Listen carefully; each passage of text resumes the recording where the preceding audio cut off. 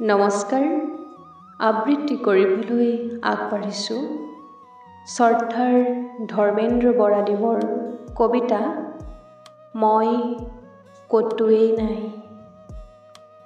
চৌদিশে জ্বলি থকা পোহৰৰ কণিকাবোৰ চুই চালোঁ আলফুলে।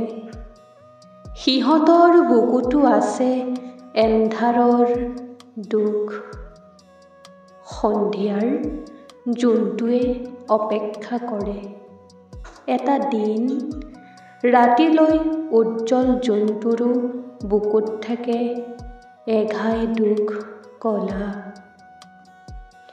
নিশাৰ চহৰত পান কৰা এগিলাচ প্ৰেম, এটা দীঘলীয়া ৰাজপথৰ মাজতো আছে অস্থিৰতা এসোঁতা দুখ।